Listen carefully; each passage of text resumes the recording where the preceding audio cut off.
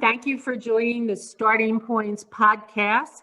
We have an honored guest today from our group of practitioners, CP Mirarchi, who is a therapist that specializes in gambling addictions.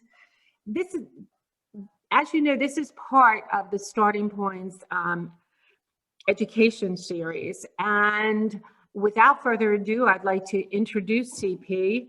He has been a therapist for how many years, CP? Officially since about 2009, about 11 years. Okay. 12 years.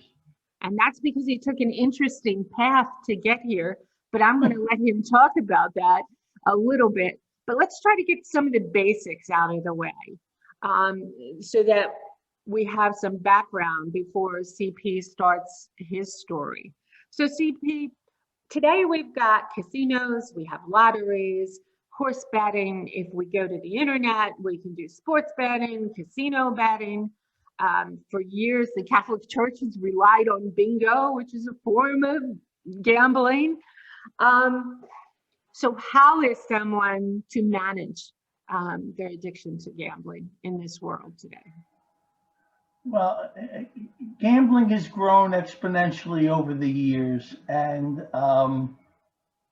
you know, like you said, it's such broad-based, and it encompasses everything, all religions, politics. I mean, everybody gets involved in it, and everybody has an opinion on it. But just with last Sunday's Super Bowl, to give you an example. That's probably the most widely bet one-day individual sports event of the year. Now, more money is bet on soccer and in Europe and March Madness, which is college basketball, but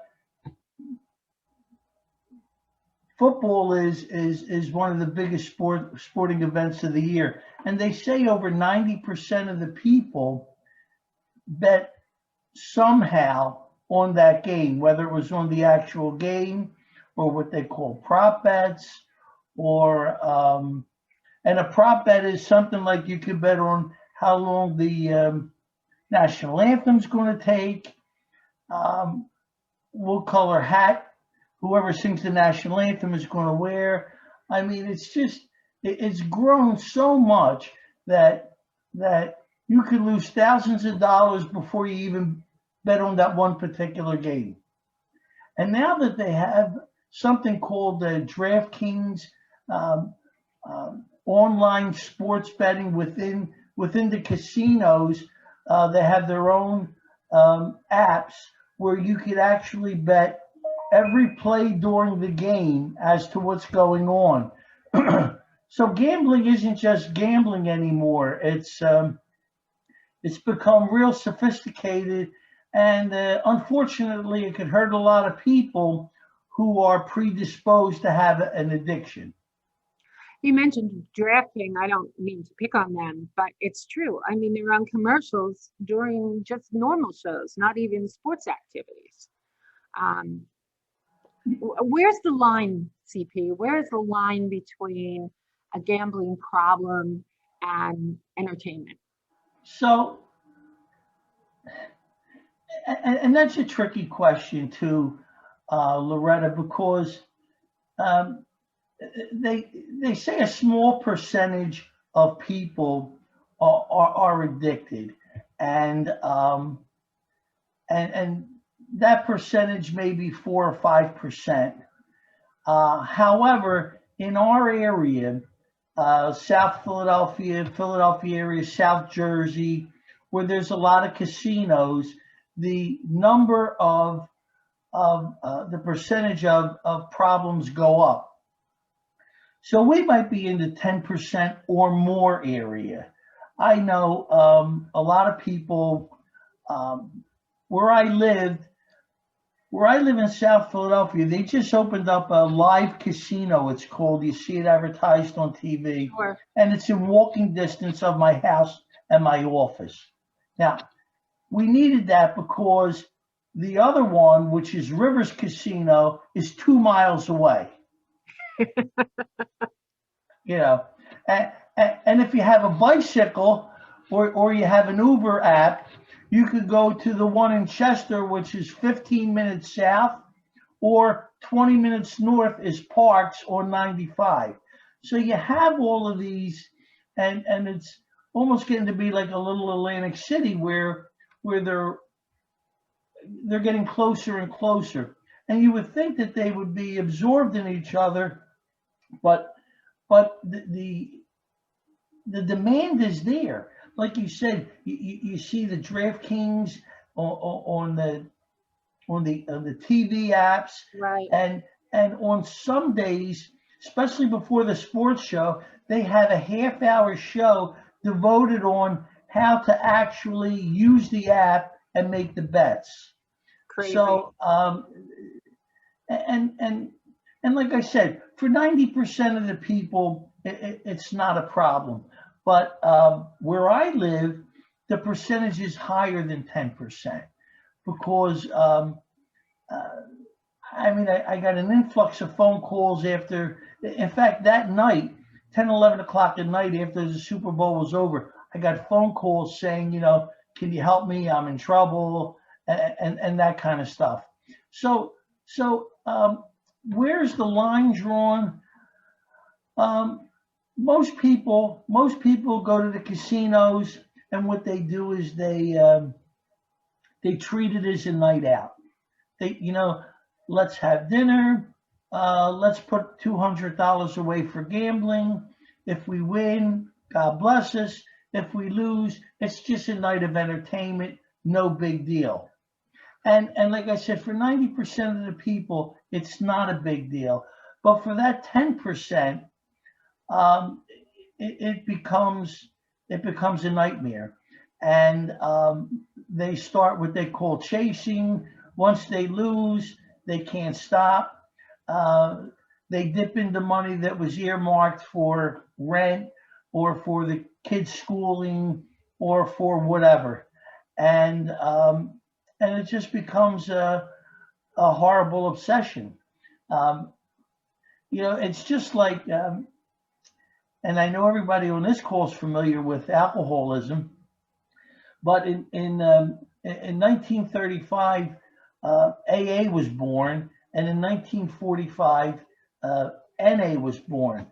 It took to 1957 for GA, which is Gamblers Anonymous, to be born, but it wasn't even in the DSM, pathological gambling, until 1980. And they didn't know what to do with it. So what they did was they put it in the impulse control disorder, and they didn't treat it like an addiction. It was more or less like try to pick yourself up by the bootstraps and try to stop. Wow. Took 33 years for the American Psychiatric Association. In fact, it was in May of 2013 that they finally decided, you know what, if it walks like a duck and it quacks like a duck, let's call it a duck. So what they did was they took compulsive gambling, they took it out of the impulse control disorder, and they moved it over where it should have been from day one, I thought, with drugs and alcohol, and moved it into the addictions.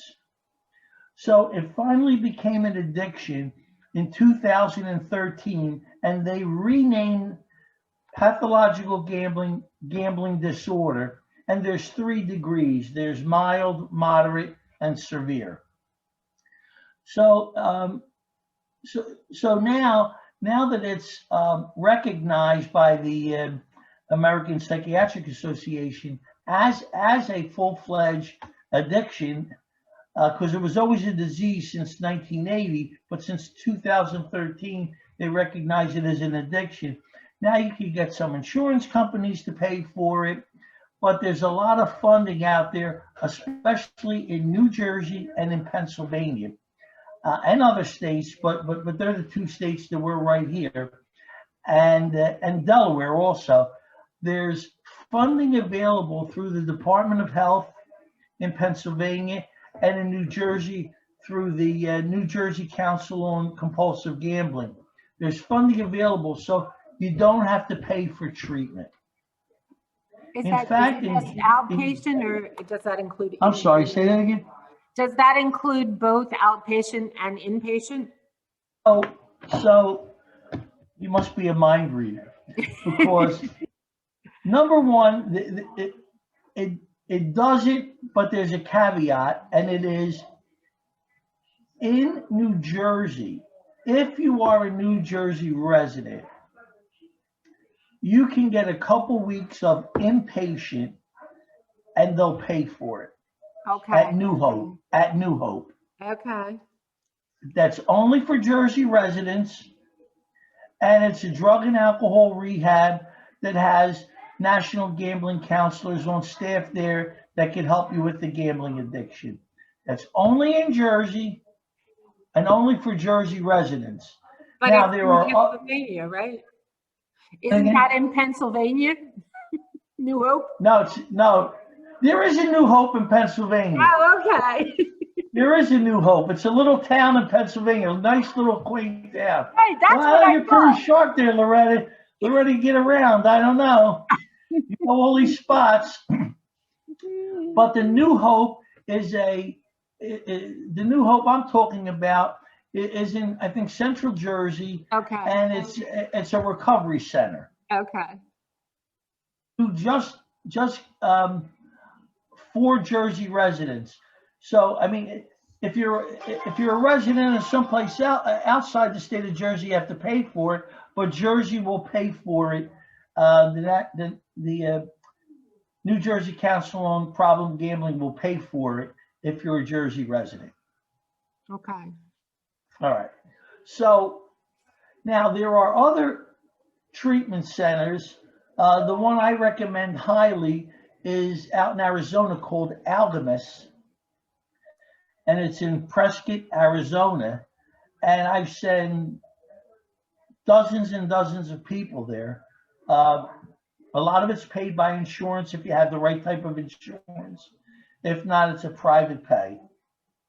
But they work with you because it's run by a fellow by the name of Rick Benson, who is not only a nationally certified gambling counselor, he's also like me in recovery and in the program. So, you know, these people have a good heart, and what they want you to do is get better. So I know you're in good hands if you go out there. So then you're a proponent of the 12 steps for gambling addiction. So I started out as a gambler, and from when I was a little boy. In fact, I put it on my website, and I gambled probably from the age of 6 or 7 years old. No way. So what? No way. How did you even know how to do it at 6 and 7? Well, I had a lot of help. I come from an Italian family. Okay. Oh, you and Vince. Look at Vince smiling there. You're right, Vince. So on Sunday, when the macaroni was done, we clear off the kitchen table and take out the pochino, or start to play set the meds, which is 7.5, which is like 21. Only for the Italians, they call it set the meds. They play 7.5. Probably because most of them couldn't count to 21. But you know, anyway, and we learned. And then as we went to school, we pitched pennies and we flipped baseball cards and we did all kinds of things. And what happened was, I went through high school, I went through college, I went through law school, and I hid my gambling very well. And in 1984, and my wife knew I gambled. I was married about 12 years at the time. I had 2 kids. She kept saying to me, "Look, you got to get help. You got to get help. You got to get help." I didn't understand what the big deal was. I didn't have a problem. I don't know why she wanted me to get help. So finally, she said, Either you get help or I leave. And she ended up leaving. And that morning, probably 3 o'clock in the morning, I called because there were no gambling rehabs in 1984 except for Brecksville, Ohio, which Dr. Custer, who's the father of compulsive gambling, ran. So I called a place called Philadelphia Psychiatric Center, which is now Belmont on City Line Avenue in Philadelphia. And I called about 3 o'clock in the morning, and I got somebody on the phone, and I spoke to this person, didn't let him get a word in edgewise, and I told him the problem I was having. I was upset. I was crying on the phone. And I said, look, I have to come in. I've been gambling for a lot of years. And after about a half hour, the gentleman took a breath and he said to me, listen, I have to get back to sweeping the floors. Can you call back at about 8 o'clock when they open up? Oh, no way. No way. True story. Not only is it a true story, but I felt good because I got everything off my chest for a half hour. The only thing I had to do is I had to redo the whole thing over again at 8 o'clock in the morning when I called. Oh, no. And I checked in, and they told me. Now, it was a drug and alcohol rehab and mental health. They had a part-time gambling counselor there for 2 days or 3 days a week, 2-3 hours a day. That was it. Okay. And he was in GA, and I went to a lot of AA meetings. I went to a lot of NA meetings, and I learned that an addiction was an addiction is an addiction. Okay. And that's the way I learned it from the beginning. In fact, I sat in so many AA meetings and so many NA meetings, I kept saying to myself, when are these people going to get to the part where they gamble? Because they sound just like me. We had the same problems. We had the same behaviors. And after a while, I learned that if you keep an open mind and you follow these 12 steps that they teach, it really works. So they sent us to GA meetings a couple nights a week. And between that and some individual therapy that I got with the gambling counselor, I learned that, all these addictions are the same and they could all be treated with the 12 steps, which was a good thing at that point. So what happened was later on, I came out, I went to a lot of meetings. Wait a second, CP. Did you ever meet the cleaning guy that you talked to the first morning? I'm glad you said that, because later that day, I got up about 2 o'clock in the morning, my first night there, and I went to go look for this guy. Oh, cool. And I found him in the break room and bought him a cup of coffee. And we had such a good laugh. He said, I wish I could have told you longer. He said, but my break was only a half hour. He wanted to know how the story ends. I said, well, stick around for the next 30 days, I said, and I'll give you a daily progress note. But we did meet, and that's great. I'll tell you what, we said hello to each other and we became friends because everybody at that place really took an interest in everybody else. There weren't a lot of GA meetings around. So, and at the time I wasn't a therapist, I was just a dumb lawyer. And so what happened was, if I couldn't go to a GA meeting, I'd go to an AA meeting, or I'd go to an NA meeting, because I felt just as home there. Excuse me 1 second. 3179.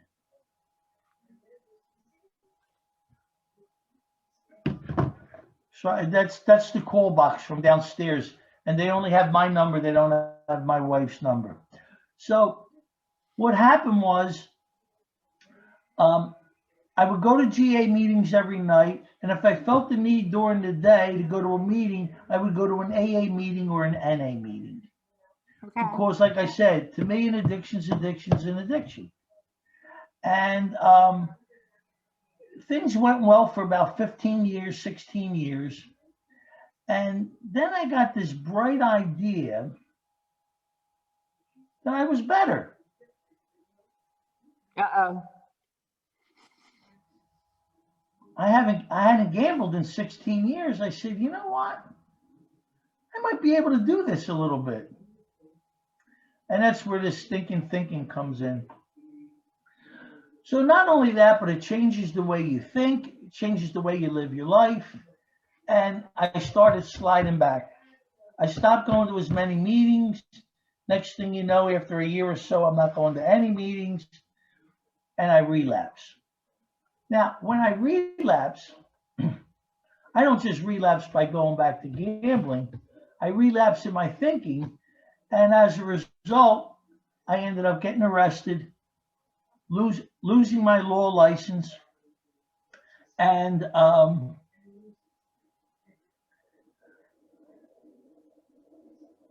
I was really going downhill fast. Now, the process for the arrest took 3 years to come to fruition. So I was still practicing law for 3 years, but I got myself back into GA. And I was going back to meetings, and after about 3 years, I ended up getting sentenced. And when I got sentenced, I got 6 months house arrest and 5 years probation. I had lost my license when I got a couple months after I got sentenced, and I didn't know what to do with myself. So my kids said to me, but I was back in GA. Now, when I was in GA, I was the head of intergroup. I was the head of a lot of things I was involved in the hierarchy of GA, and I really believed in it. Even when I went back, I was still on the hotline, believe it or not, helping people while I was still gambling, because I never stopped believing that that was the way to go. I just couldn't pull myself out of it. So my kids said to me after I got suspended, Dad, you know, you helped a lot of people. Well, why don't you think about going back to school and maybe becoming a therapist? You do it all the time anyway. I said, you know, I'm 55 years old. I said, I didn't like school the first time around. and I was never, you know, I was always, you know, C plus, B minus student, because I just did what I had to do to get by. How'd you get through law school like that? The what? How'd you get through law school like that?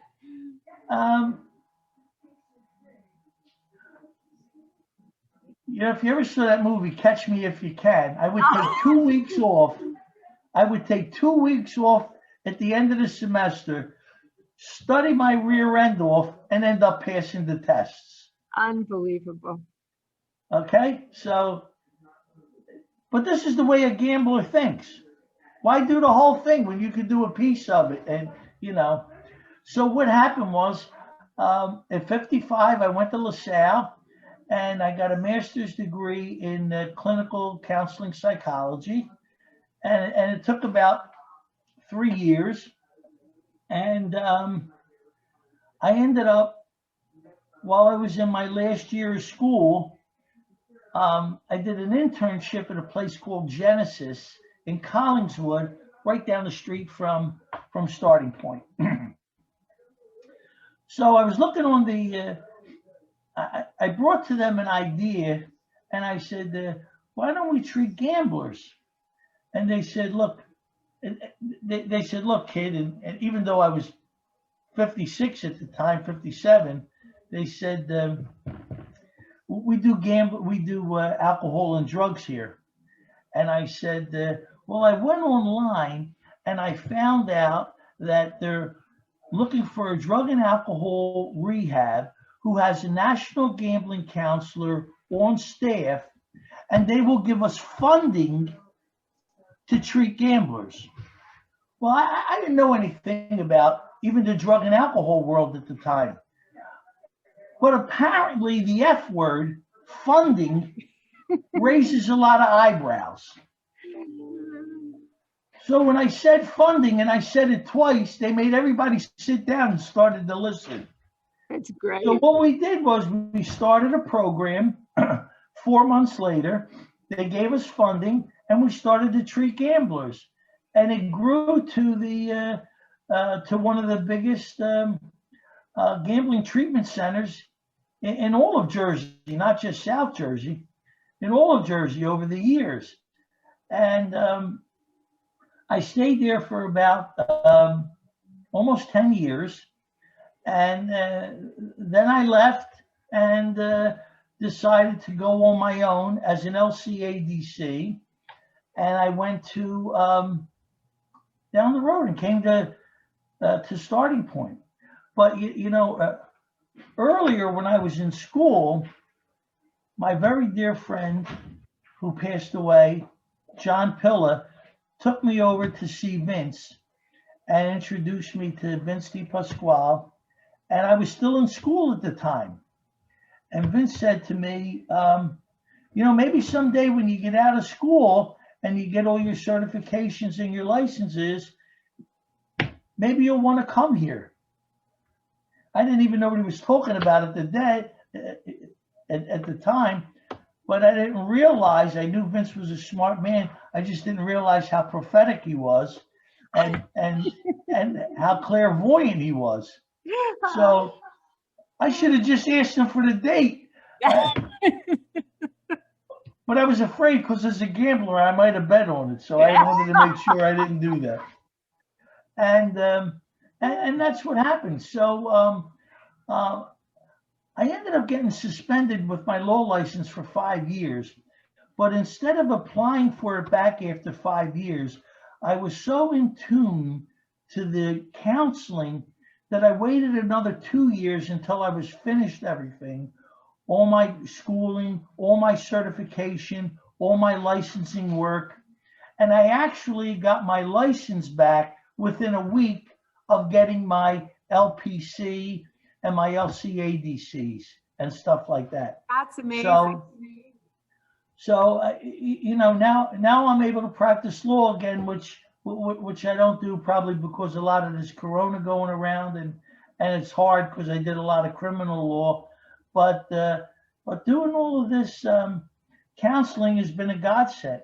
And we opened up one in Philadelphia, and we've been busy since 2010. A couple months after, about a year after we opened up Genesis, we opened up one in Philadelphia. And South Philadelphia is a hotbed of gambling. I mean, the percentage of files when I talk to the other people, who has 10 open files, who has 12 open files, and they consider them a lot. Our office has 50 some open files, and it's just you can't keep up with the demand. I mean, people are gambling because it's so available. And today you can bet on your phone. When I was gambling, you had a certain window from 6:30 to 7:30 at night to bet on a ball game. On the weekend from 12 to 1. If you didn't bet within that 1 hour, you were shut out. Today, you could lie to your wife, lie to your husband, take the phone in another room. You could use it at work. You could be in a meeting and be on your phone and playing blackjack, and they don't even know it. They call it the hidden disease, and it's terrible because I've treated lawyers who, during the middle of a case, have been playing blackjack on their phone and not paying attention to what's going on. What about the people that love the gamblers? How can they help their loved ones? The best thing they can do, there's a phone number out there that's real easy to remember, 1-800-GAMBLER. Now, New Jersey came up with this phone number. This number is pasted to your phone, pasted on your TV, anytime a DraftKings or some casino advertisement comes on, you'll always see at the bottom 1-800-GAMBLER. Or if you go into the casino, if you have a problem, call 1-800-GAMBLER. Actually, the New Jersey Council on Compulsive Gambling came up with that number and owned that number. And then what they do is that became a national number, and then they'll find out where you live, where you're calling from, and then hook you up with help in your area. So you can find a therapist, or you can find a GA meeting, or you can find whatever help you need in that area. Excuse me. Now, another thing that we haven't talked about, and probably people don't even think it's a problem, and it's going to end up being a bigger problem than gambling, because it leads into gambling. Plus, it has its own factors, and that's gaming. Anybody who has little kids and they think it's great for them to play these computer games, watch out. Gaming is becoming so big, they actually give out college scholarships for it. No way. When did that happen? Google it. Google it. How do I get a college scholarship for gaming? I'm telling you. Wow. They built small arenas. Now, I didn't believe this the first time I saw it, but like a sports event, people pay to get in, and what happens is they have one team against another team, and they're gaming on the screens, and they have thousands of participants watching it like a football game or a baseball game. Now, you say, I don't believe it. 2 years ago or last year, I was watching a Hawaii 5-0 segment, and one of the kids was a gamer and ended up got in trouble with money, and they wanted him to throw the match. And you saw the whole thing on TV. It was a reenactment, of course, and all, but you saw the stadium, you saw the intensity of the kids, how they're watching, and they're selling all this paraphernalia that you can buy at a sports stadium. They were selling. It's just become a huge, huge business, and it teaches the kids how to gamble. So that's another thing you have to be on the watch out for. In fact, I'm a member of the IGCCB, which is the International Gambling Counseling Certification Board, and we've come up with a gaming certificate so we could train people on how to treat gamers and not just gamblers. Wow. So this wonderful technology is taking us to roads we've never traveled. I actually can't even believe, I would think today, if I were a gambler, to sit on my phone, and I was talking about this with my partner, and he was a student, he was a patient of mine in Genesis, a professional gambler, came to therapy for 3 years, Julian, and 6 months fell off the wagon, 8 months fell off the wagon. Finally, I said to him, Jewel, you got to do something. You graduated college, you went out to Las Vegas, you became a professional gambler. He said to me, I think I'd like to do what you do. I said, if you're serious, come in and talk to me next week and we'll talk. He went to Camden Community College. It took him a year. He took 4 undergraduate courses for psychology because he had a degree. The following year, he went to LaSalle, spent 2.5 years at LaSalle, got his master's degree, clinical counseling psychology. came to study with me as an internship in at Genesis for another 2 years, and now he's an LPC. He's a national certified gambling counselor. He's licensed in Jersey. He's licensed in Pennsylvania. He's licensed in Nevada, and you know, he's a success story. And you know, 8 years ago he was a patient, and today he's one of the best counselors around. So and it's good because I got somebody younger in his 30s that I could bounce ideas off.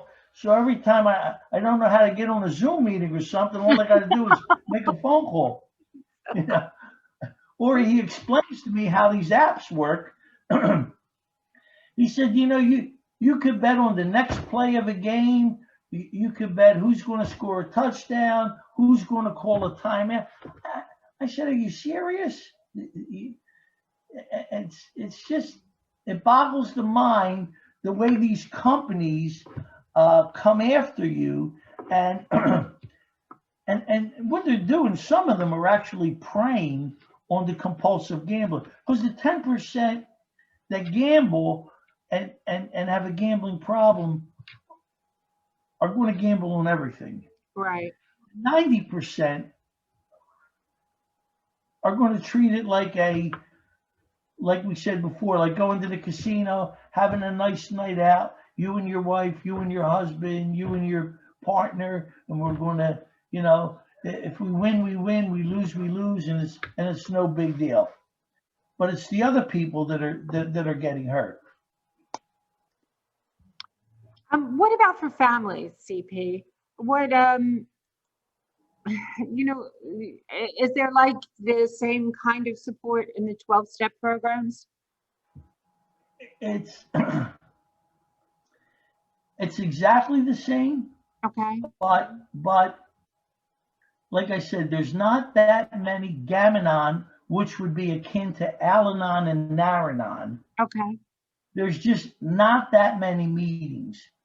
So what I would recommend is that they seek counseling treatment, and then the counselors can put them in touch with the area groups.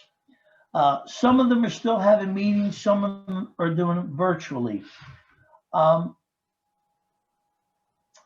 You know, I don't know, I think I forgot to tell you this, but in New Jersey, as in Pennsylvania, the Jersey Council, run by Neva Pryor, does an excellent job. Okay. There's funding, I think I told you there's funding available for anybody who wants treatment, Right. or outpatient. But not only is there funding for the gambler, there's funding for the gambler's family. Okay. There's funding for the gambler's family, even if the gambler doesn't want to come in. So if the non-gambler calls 1-800-GAMBLER and wants help, Okay. they can get it even though the gambler's not in treatment.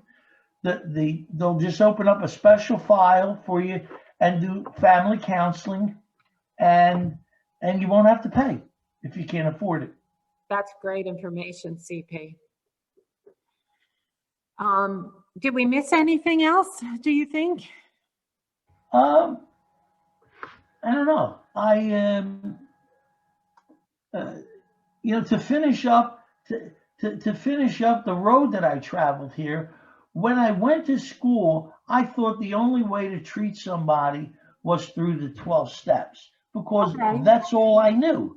Sure. And then when I learned there are other ways to skin a cat, I'm able to incorporate those ways. But I suggest, besides using motivational, you know, interviewing and CBT and all these other techniques that we use, I recommend that people use the 12 steps in addition to whatever they're taught in therapy. Because what I was taught in school, and what is still basically the law today is a combination of CBT, motivational inventory, interviewing, and the 12 steps are the best way to treat an addiction.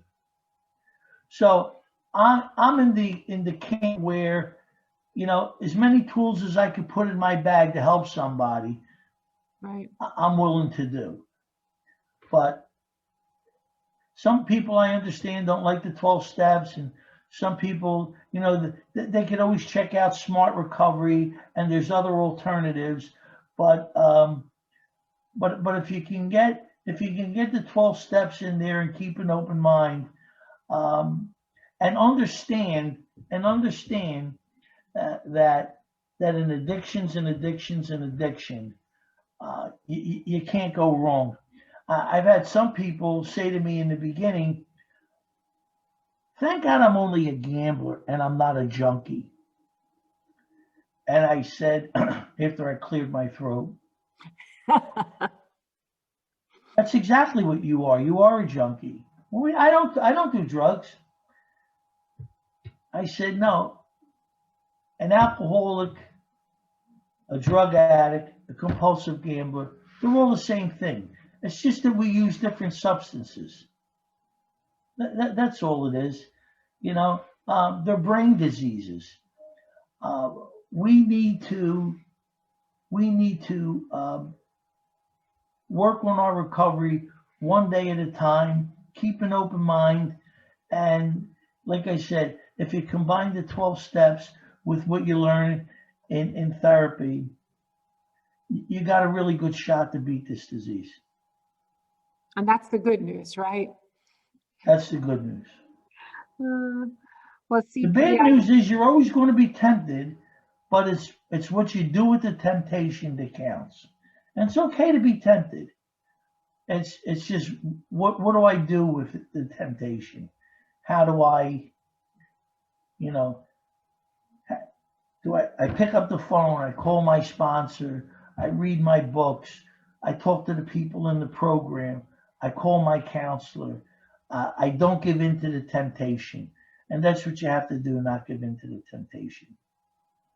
and you can supplement what I just heard you say is you can supplement GA meetings with AA meetings or whatever works for you, correct? Absolutely. And it's easy to do it now because it's virtual. So if you Right. get somebody, well, I don't like the meetings. Listen, we could put you on Zoom meetings. We could put you on phone meetings. You could see the people. You can not see the people, but you can always listen to the message. Right. You could always listen to the message. But like I said, oh, and the other thing I wanted to tell you, Loretta, is 65% of gamblers end up abusing or at least misuse alcohol and drugs. Okay. There's a connection. And the same percentage, and over 50% of all drug addicts and alcoholics have gambling problems because people switch addictions all the time. So a lot of times you're going to see people cross addicted to this stuff.